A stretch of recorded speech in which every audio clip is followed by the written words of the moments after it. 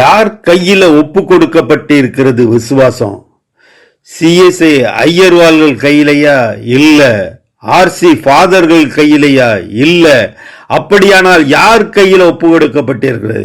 யூதா 3 சொல்லுகிறது, பரிசுத்தவான்களுக்கு ஒரு விசை ஒப்பு கொடுக்கப்பட்ட விசுவாசத்துக்காக தைரியமாக போராட வேண்டும் என்று சொல்லுகிறார். சபை பரிசுத்தவான்கள் கையிலே ஒப்பு கொடுக்கப்பட்டு இருக்கிறது விசுவாசம். இந்த விசுவாசம் தான் கேம் சேஞ்சர்.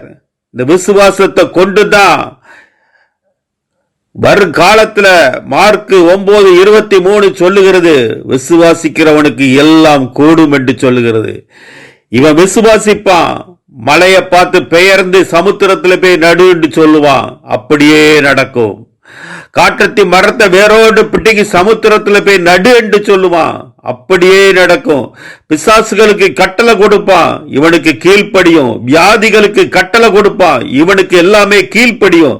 இவன் ஆளுகை செய்வான். எதை கொண்டு ஆளுகை செய்வான்? இவன் கையில ஒப்பு கொடுக்கப்பட்டு இருக்கிறது விசுவாசம்.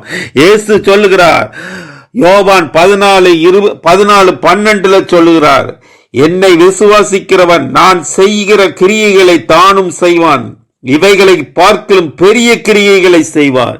இயேசுதான் இந்த உலகத்தை படைத்தார்.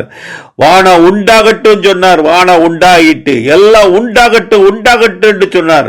அதே படைப்பின் கிரியைய இந்த விசுவாசிக்கிறவன் கையில கொடுத்திருக்கிறாரு.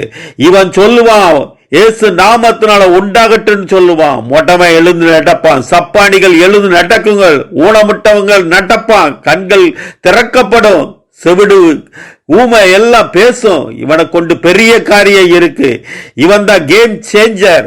இவனால தான், இவன் விசுவாசிக்கிற விசுவாசத்தினாலதான் ஒரு காலம் வரப்போகிறது. பெரிய கிரியைகள் இவன் செய்ய போறான்.